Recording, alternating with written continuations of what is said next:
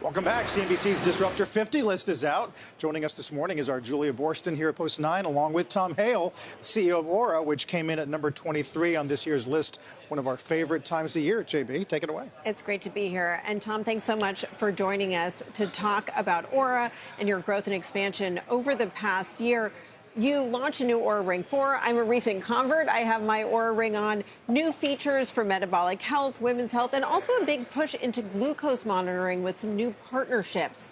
What does this all say about where you want Oura to be a year or two from now? How much of this is about the transformation of Oura? Well, thank you so much for having me on, and also thanks for helping us become the three-peat winner of the Disruptor 50 list. We're very pleased to be here. To answer your question, I think the vision for the future for Oura has to do with the doctor in your pocket. Our vision's simple. Everyone already has, a kind of a supercomputer in their pocket. Everyone should have a wearable device which is monitoring them continuously that just fits into their life, and then a machine intelligence which is overlooking them to provide them preventative, personal care to help them live their best and healthiest life. That's where we think this is all going, and AI is a huge part of it. But talk to us a little bit about these new partnerships and this expansion into metabolic health. I'm not interested in wearing another device. I have my Apple Watch, I have my Oura Ring. We were just talking about the Whoop. Some people wear glucose monitoring devices.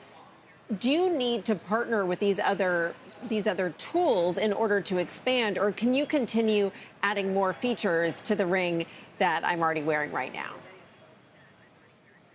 Well, certainly, I think we believe that the ring can continue to sense all sorts of important things, and we want to push the envelope on sensing. There are some things that, like today, you just can't do. So, for example, to get an accurate blood sugar reading, you need a sensor on the body. The reality is that you don't need to know that information every day. You need to learn what behaviors, what foods drive your blood sugar, and then you can make adjustments to your lifestyle to help live a healthier life. So I think we see a world where you might be using some sensor for some amount of time to learn some lesson, but the device you're going to have on your body to monitor your sleep, your activity, your overall health, make predictions about your health will be the Oura Ring.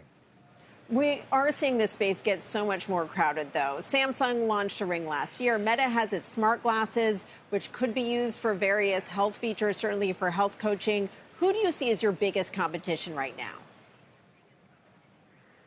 The biggest competition we have is people just not being aware of the benefits of the Oura Ring. We're still early days in this category, and people are learning a lot about how a ring can be a great preventative health companion.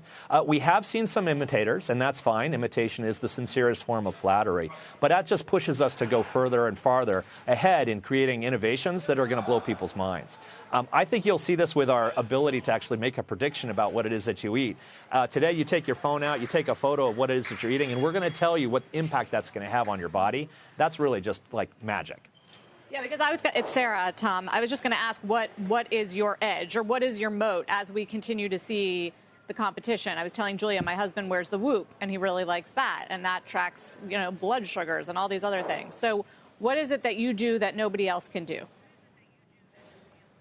Well, just to be clear, the Whoop doesn't track blood sugar at all. I don't think there's a device that does that yet today, or at least does it accurately.